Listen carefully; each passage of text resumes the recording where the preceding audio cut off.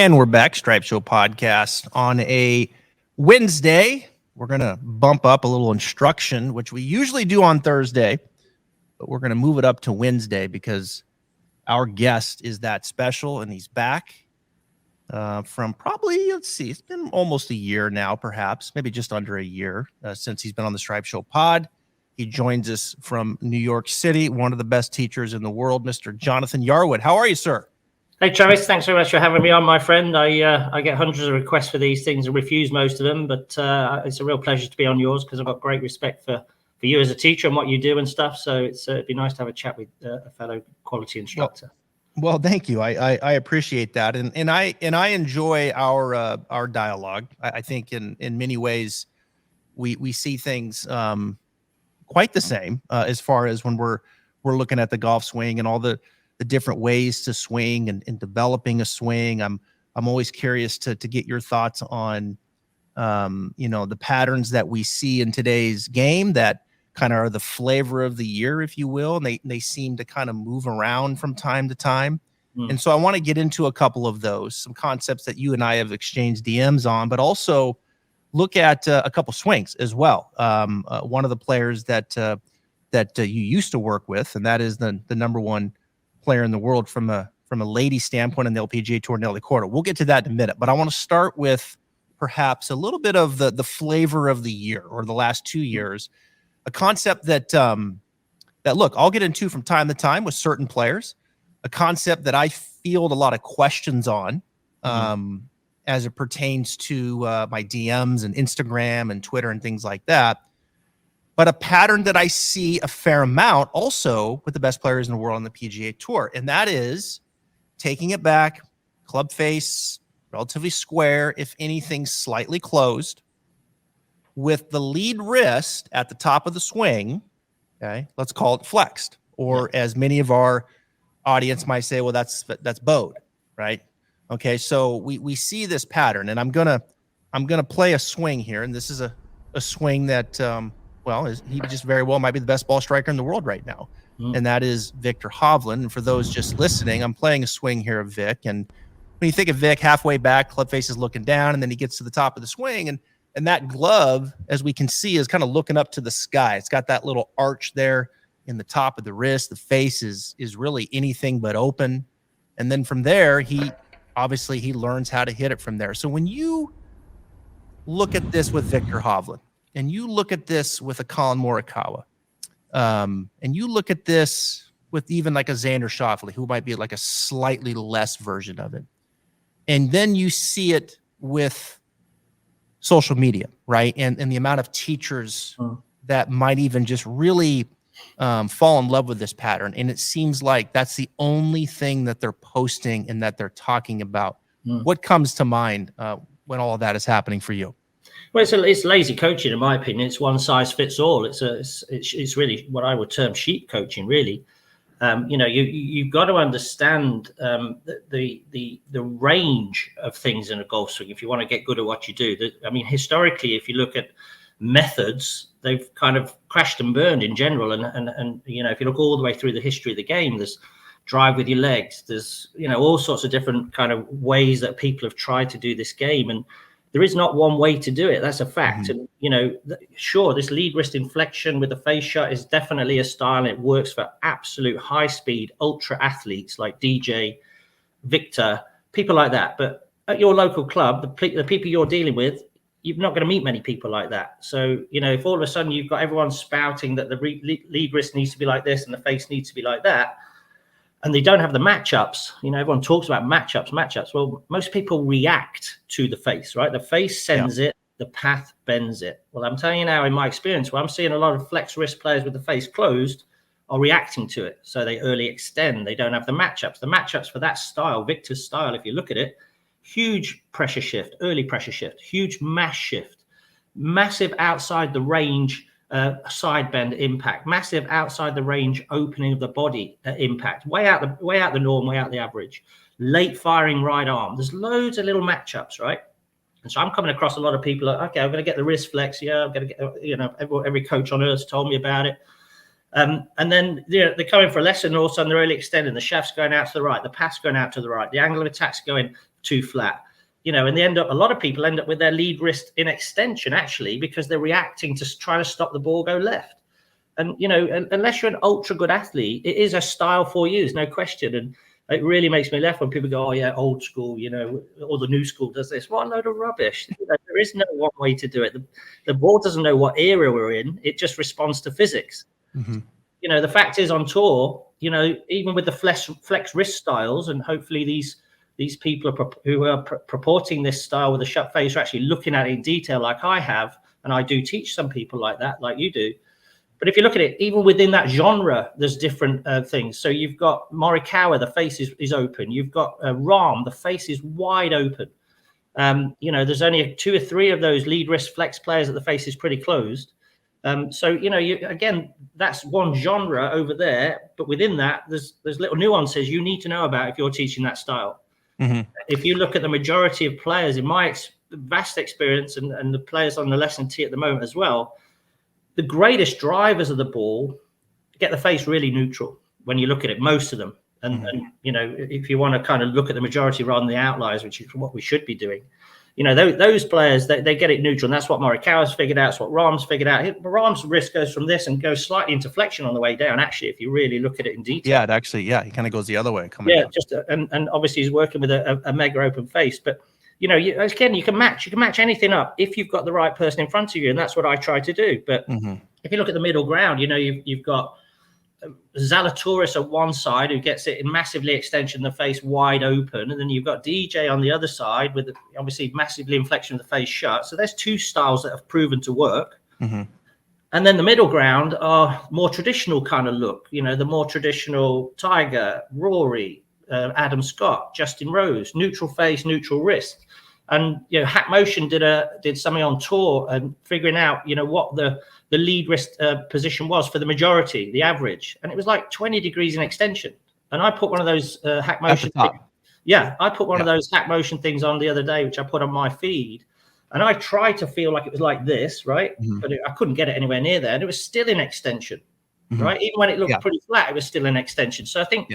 Again, there's a lot of people just swallowing the narrative and spewing out the narrative without actually, you know, doing the research and having enough experience in the field to see what works and what doesn't work. Sure, I can stand in front of a camera and show you some ideals. Anyone can do that, right? So I can get in my studio. Oh, yeah, ideally, you'd like to do this. Ideally, you'd like to do that. Ideally, if the face is like this and that's like that, you just turn through hard and it never, ever goes anywhere but straight. That's absolute rubbish for most people. For some it does, but for a few others it doesn't. So I like to study different swing styles. I like to teach different swing styles. I'm not a one size fits all. I like the creativity of it, like the understanding of it. And I've always been very open-minded to it all as well. You know, as I say, if you really study someone like Adam Scott, how does he get it back to square? You know, the lead wrist only mob would say, okay, if your wrist anything in extension, you're never going to square it without flicking it at a high rate of closure. That's absolutely inaccurate as well, because what closes the face or what squares the face up is the pull and the rotation of the lead side and the rotation and grip twist that the torque of that produces. That's what gets the face back. And you've actually got more chance if your wrist is marginally extended of getting inflection at impact, which is where we want it, doing that than you have if you do this and then you get an extension at impact because you're reacting to it. So, and also, you know, if you look at a lot of those, the guys online, again, no disrespect to them, they're doing what they think is right. But you know, if you look at them, a lot of them are just hitting iron shots, you know, like 7 irons and stuff like that, where you can get the angle of tap right down, you get the path left, you can de-loft the hell out of it and hit a flighted shot and all this stuff. You don't often see them hitting drivers doing that, because a lot of, you know, you're going to get the path left, you're going to get the attack angle down, you're going to hit it out the heel unless you match up with that massive side bend and rotation. So, you know, really, it's with any method, it helps a minority and hurts a majority is my experience. And again, I research a lot, I look through history. And I say, I'm like you, I teach some people that style, some people it suits, but you can kind of instantly get a feel if it suits them or not. Like it's not very often you're going to get someone who you go, oh, well, I think you should be like this. You know, if Mr. and Mrs. have a cam, get the face open and it's across the line and it gets steep and narrow, lead wrist flat and club laid off's perfect, isn't it? So it works every time. It's a no-brainer. But you know, teaching a kid of 11 years old to do it, And thinking he's got the strength to match that up and the athletic ability. That's not what I'm seeing anyway in the field. I'm seeing a lot of people reacting to it, can't hit the driver and just hitting scuzzy little push fades all day long or hooks. Right. That's what I'm seeing. Yeah, and I think there's a lot there to unpack, and I, like I think we all have kind of our, we all have some ideals maybe that are kind of swimming in our head for years and years of teaching, and but I try to approach it that way too. What am I looking at, and then I'm trying to match up and teach everyone a little bit different. And there's times where I'm gonna maybe go to that left wrist a little bit more flexion, and then there's times I'm not. I'm gonna leave it alone, right? And it's okay, like you said, you're gonna have a little extension at the top. Right. And then from coming down, that's going to work into flexion at impact. One of the things, just some things over the years along that line of developing a student, because I've always thought, Jonathan, like when you're working with students, like my job as a coach, like I'm gonna take this data in, whether I'm getting numbers, from my launch monitor here about golf, or I'm getting video, or I'm getting pressure plate data, whatever I'm getting data. I'm listening to my student. They're telling me what their ball flight is, what they like to see, what their miss is, what the point of contact on the face. I'm taking all this in. And then my job becomes, okay, I've got to give them good information, but I've got to put it in the right order. That's my job. I've got to put things in the right order, because if I can put it in the right order, then I can change what I'm looking at in the pattern in a way that's going to suggest a ball flight that they're wanting, right? And that we're after. And that's my job. And I think that's where the teachers separate themselves, right? Is whatever order that they put that information is. Because a lot of times, like I'll get students in here and students bounce around, they take lessons from different people, and they're like, man, I'm hearing a lot of the same stuff, but it's being positioned differently, right? In the right order. So I really try to spend a lot of time on what am I going to tell them first, and then where do I want that to lead second, and then what is the end goal of that. Now, along those lines, average player comes in here. I still see a fair amount of open faces. I still see a fair amount of inside takeaways. I still see a fair amount of horizontal going back and then steepening in transition. And so I still see a fair amount of no shaffling, right? Things that, like we've all seen in our lesson team. I find myself more times than not in developing a player, I need to work on the backswing a little bit, whether I need to change the direction of the swing going back, get a little more out and up going back where it's a little more vertical, and then they can shallow it. I find myself in the backswing with a lot, probably getting the face to be a little bit more closed than open on average, not all, but on average. Yeah, I'd agree with that. And so these are some of the generalities that you kind of go through. Like, it's like, wow, I just gave another 100 lessons over the last, 2 or 3 weeks.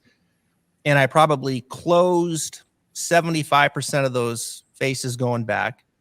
I probably changed the swing shape overall, steeper to shallower 50% of the time.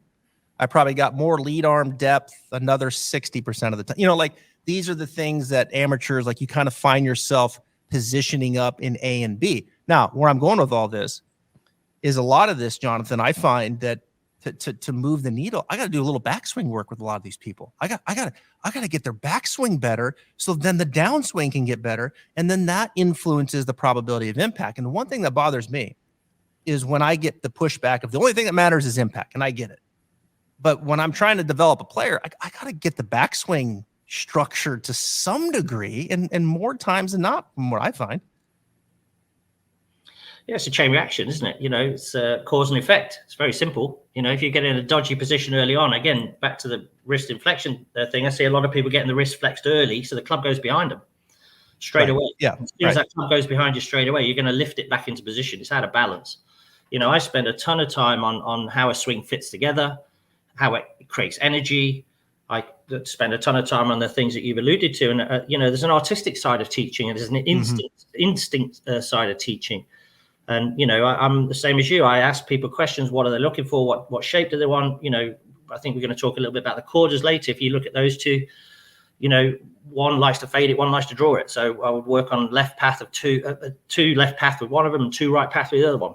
so you mix it up with what people want. And, I think, it varies. Again, everything's a case by case basis, isn't it? And I think there's a massive difference between working with an elite amateur or professional, which I've spent most of my career doing, and a club player, and Mr. Club Captain, Mrs. Club Captain, and the recreational golfer, who are often physically challenged, are often tight in the hips, tight in the back, they lead a sedentary life, etc. There's a massive difference between dealing with that type of person. It's almost a different form of teaching in actual fact, because often the cause and effect doesn't roll like it should do, I'm finding. So you've got to get very creative. And again, asking, you've got to look at who's in front of you, asking, a recreational club player who plays once a week and just wants to get it in the air better, okay, let's flex your wrist, let's shift this, let's do that, let's do this. Less is more with those type of people, isn't it? And then you've got to, then with the more elite players, if you do have those, you've got to, obviously match them up, especially if you start with juniors. I've developed juniors from 11 years old to the tour. I've coached, 3 number 1 juniors, 3 AJGA players of the year and stuff like that. So I've got a good history of development of how it works and what I call player pathways, creating player pathways. And, creating a robust golf swing is part of that. But again, it's not a one size fits all approach. And I definitely, in my career, I've never just let a kid just stand there and smash it as hard as they can and run after it. Let me ask you this on those lines. Okay, let me throw this statement at you regarding junior golf. Let's learn to hit it hard early, and then we'll figure out how to dial it in as you get older. How does that land for you, that at a young age you got to learn how to hit it fast, more speed, and then we'll dial it in as you get older? Well, I think the dynamics is a massive thing. Obviously, it's been proven that dynamics is a massive thing. It glues things together. But to totally just go down that route alone is not how I've done it and had success. I've had that as part of the training for sure. We have explosive times. We have times where it's just about smash it. I've got force plates. We have force plate sessions, trying to kind of figure out, the torque and the verticals and all that stuff. But I couple that and marry that with decent technique, because I know there's a kind of doctrine that says, hey, just smash it, run after it and find it and hit it again, sort of thing. I don't agree with that. It's not what's been good in my experience, because I think if you've got a kid who's, say, 14, just stands and smashes it, you've got one at the club right now, he just stood there and smashed it for 2 or 3 years. He's starting to get bigger and stronger now. The whole geometry of his swing is not in a good place at all. So he's now on the cusp of going to hit it all over the place, right? He's struggling to control this thing. So now, at a crucial time, he's now going to walk into a bit of a swing rebuild, so he can harness that. Sure, for some players, they can stand there and smash it, and they develop a natural swing. 1 out of a million. What about the other guys? Our responsibility, I think, is to develop those two things together, and that's what I try and do. I always say to kids, look, I won't hit it far, but I want you to hit it straight. I want some control. Golf's a game of control. It's not about how far you hit your 7-iron. It's how accurately you hit 7-iron, as well as how far it is. And it's how far you hit your driver, but with a modicum of control. And what I don't want, and what I never do with any of the players I've worked with and developed, as I'm talking from experience rather than just theory on the sidelines. In my experience, what I've done is I've coupled robust technique and built some really nice swings that even, look great now, that kids can grow with, and added power and speed as a component of that development. Yeah. But I haven't just gone totally just down, okay, let's stand there and smash it, because I think that will lead to a major rebuild at a major time for a lot of people, and it's not what you want. Let's bring in one of your students here. You've coached this young woman over the years, from time to time, not so much currently, but you've had a lot to say with the success of Nelly Korda. I think this is a swing that was before some of the work that you more recently did, right? But Nelly Korda, number 1 player in the world, you look at this swing, one thing you don't see in ladies players is you're not seeing a bunch of that, flex lead wrist, club face, shut, because they're not going to be able to create the speed, right, to get that ball up in the air with that amount of shaft length. So when you look at this swing here, can you share with our audience a little bit about Nelly's swing and some of the things that you've done in the past? Yeah, I've known them for years. The Korda girls are great people, great, amazing family. What a great story they are. So I've known him for a long time, and then I was approached in 21 to work with Nelly and it ended up working with Jesse as well, and obviously had a great year in 21. And you know, as I say, they swing differently for sure. As I say, Nelly's a bit more of a drawer of the ball, whereas Jesse's a bit more of a fader. Before I came along, Nelly didn't really believe in TrackMan. I don't think she'd used it much at all. I got her to buy a TrackMan, and we started getting to just understand a couple of the tiles on it and getting to understand a couple of the basics and some of the. I set her some combines for different tournaments she was going to play and stuff like that. Mm-hmm. You know, so yeah, I mean, you know, as I say, she's got a simple looking swing, really simple. You know, every now and then a right elbow gets a bit pinched, the club gets a bit out of balance. I know she doesn't like it getting out of balance early. And when it does that, the hands track out a little bit on the way down, and a right arm gets a little bit throwy, which affects the face on occasion, and it affects the dynamic lie as she hits it as well, which I always have a look at on TrackMan with her, or used to. So yeah, she's got a simple little swing, and obviously amazing player, amazing person, and you know, credit to the game, isn't she? What tiles did you want her to look at on TrackMan? Oh, just to start with, you know, incredibly basic. I just wanted to look at path, attack angle, and low point, and just really get some consistency to a path. Mm-hmm. As I say, she wants to hit a draw, so we just talked about, okay, you need to look at this, this, and this, and then she really took it from there. And I think she now, you know, trusts TrackMan, use it as part of what she does. I say it was really beneficial to her in 21 of doing some of these combines, which if you look on the LPGA. You hit a lot of shots with like 7-iron to 9-iron, really, for these a lot of these girls. So we just created some combines that got her to practice that with more precision. Really, was one of the big things for her. And then, you know, what I try to do with all the players I work with, I just try and keep them in what I call in their own little simple technical box. So then they don't have to experiment, and they don't have to get, you know, too thinky. They just look for, okay, is the club here at the start? Is it there? Is it there? And they can self-maintain, so they're not reliant on me. And you know, I think, you know, you're trying to create independence through education with the player, in my view, not dependence. And you do that by getting people to understand their swing and have a little toolbox to kind of to go back to. Let me pull up another swing here. You mentioned this swing.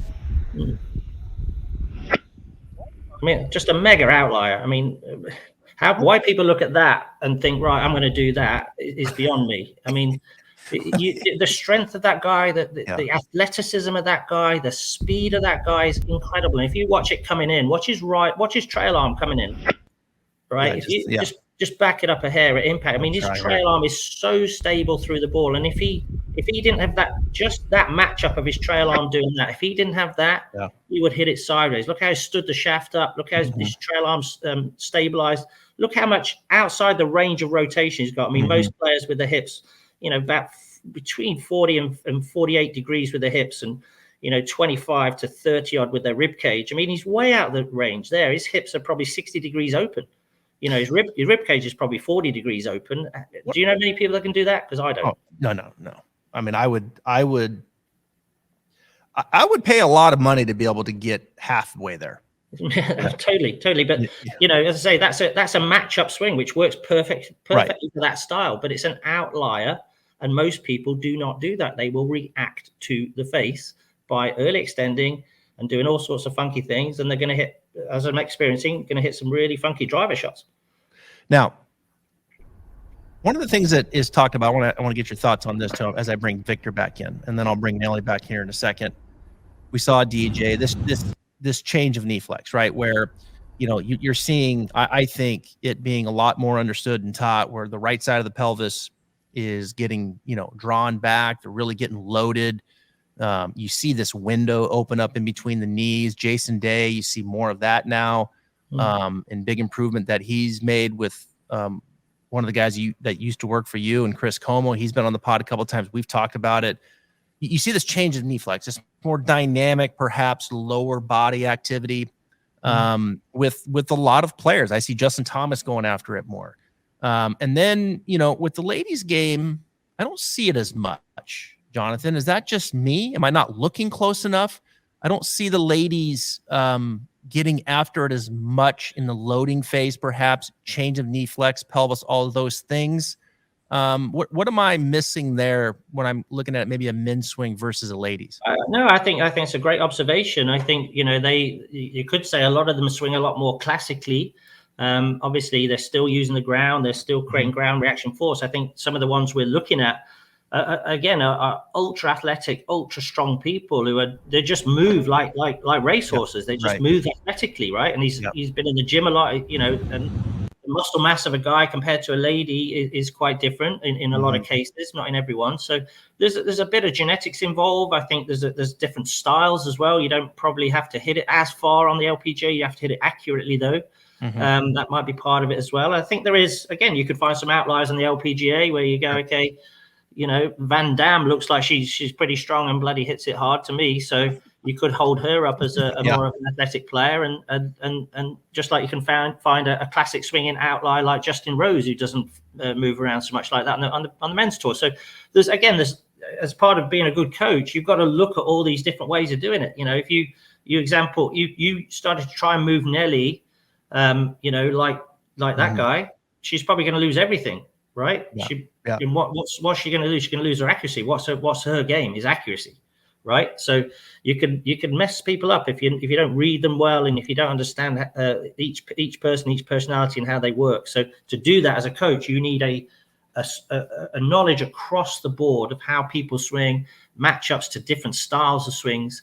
And be very open-minded. I think, it's one thing I've always been in my career, is very open-minded to talk to other people, to research. I do loads of research still now, but loads of research in the field, not just in theory. It's so easy as a coach and is to sit on the sidelines and theorize and tell everyone on the ideals. That's great. Okay, not many people go in the trenches and put into practice and watch millions of balls, and they're the people like yourself who I respect, because you actually know what works. You're not theorizing. It's like, no, I've tried this and this happened. I tried that and that happened, and it kept doing it. So that's how you learn, isn't it? It is how you learn, and technology certainly helps advance that. And I've look, technology's helped me, but the greatest lessons that I've learned have just been in the trenches, just like this morning with 4 lessons, and starting going down this path of A, B, and C, seeing different patterns, different body types, and what works and what doesn't. And then you kind of, you steer yourself through that. One thing that I've learned to do, we have a lot of coaches that listen to this, and we'll finish with this, but one thing that I've learned to do as I start applying the changes is not get ahead of myself. I used to be like, okay, here's what we're going to do, right? We're going to do this, and then we're going to do this, and then we're going to do this. And in my mind, I'm already like steps 5, 6, 7. Like this is in the younger days. And like, we're just going to, and then, and as you get in the trenches, things change, right? I mean, like things start to change. You change one thing, something else starts to change around it. And then you're like, oh, wait a minute. Forget about what I just said about steps 5. No, we're not going to do that. We're actually going to do this. And so you learn how to just, okay, here's what we're going to do. We're going to do A. And as we get into A and we start developing A, and then, okay, let me just kind of, okay, now we're going to kind of get into B. And then, and then you don't get ahead of yourself, right? And you're diligent on the plan.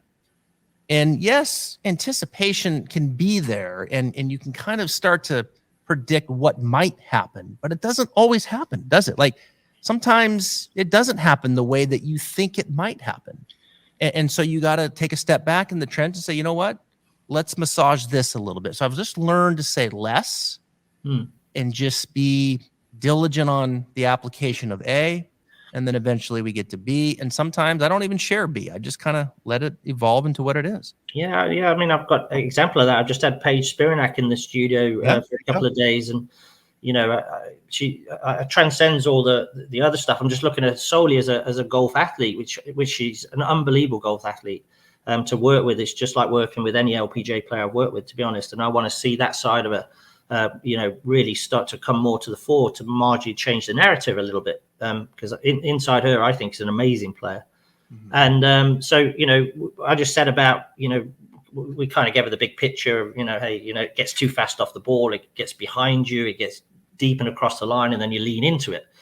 So your arms are too slow, and then you've got to flip it. So, we said, okay, how do we change that? So in my head, I'm like, okay, let's just slow the start down and get the right arm to spread and get the club balance. That's kind of stage 1.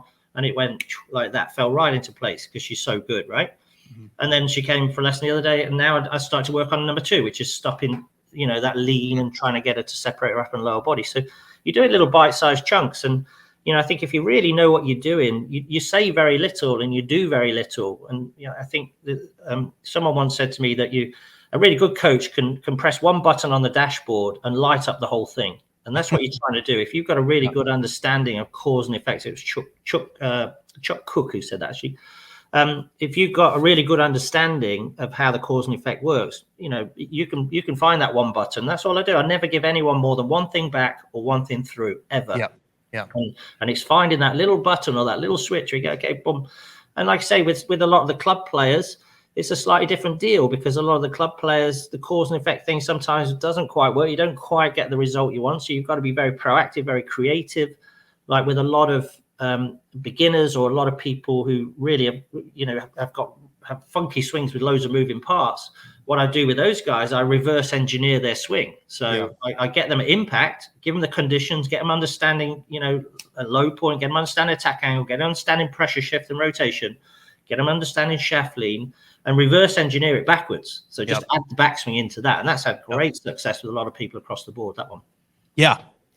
That's not for everybody. And that's something that I've had a lot of success with too. I like that reverse engineer. Let's finish with Paige. You worked with Paige.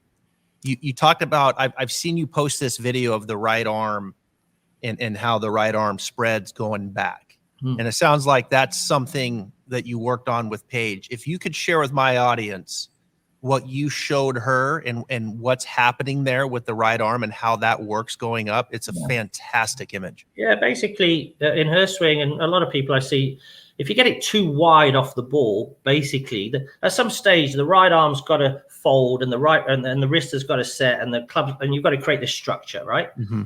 What I like to do is get that structure organized pretty early on, so you can keep it at the top and then kind of play around with it coming down, right? If you get it too wide too early, so she got her right arm too straight because it was so fast off the ball. So her arms just left her body and behind, basically.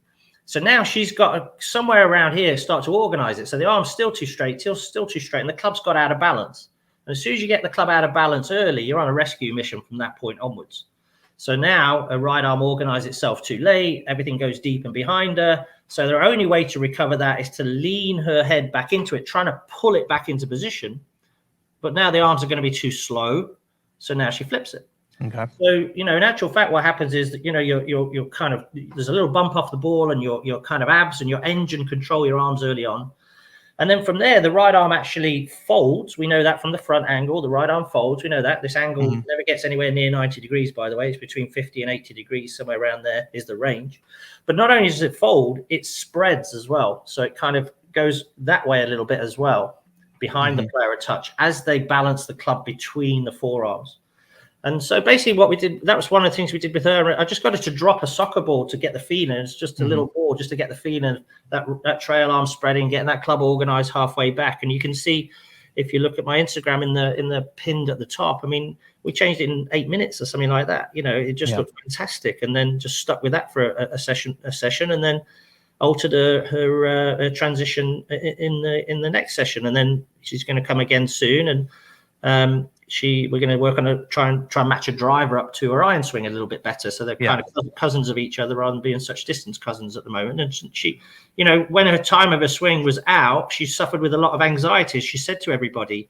And it's not a mental thing. It's just, she was anxious because she didn't know what was going to happen. Mm-hmm. So all I've given her is a more robust technique. And I'll show you how good she is. She hit at least 50 shots within 1 degree, the path of each other. 50 shots within 1 degree. Like, I've only seen that with 3 other players. That's how good this girl could be. And she's a really lovely girl and a pleasure to work with, actually. Yeah. Well, it's good stuff. I know you got an online lesson here in a few minutes. And so I won't take any more of your time. This was fantastic. I love just running through these different concepts, looking at swings. And you're a great follow there on Instagram at Jonathan Yarwood. We'll do it again, man. I'm going to... Appreciate it. What we talked about before. Give me a few months to work on it, because we'd be a dynamic team in here. Yeah, mate. All good. Keep up the great work, my friend. You do some great stuff. As I really admire you as a coach and what you're doing. I think we're a similar mindset. We're inquisitive and no big ego about it all. It's we're only teaching golf at the end of the day. It's an interesting little profession. We're very fortunate to be able to do it, I think, and make money out of it. And I'm at the stage of my career where I just want to help people, help coaches, and that's kind of where I'm at. So yeah, I think you're a similar thing. Doing a great job, man. I appreciate your time, and we'll talk soon. All right, man. Thanks very much.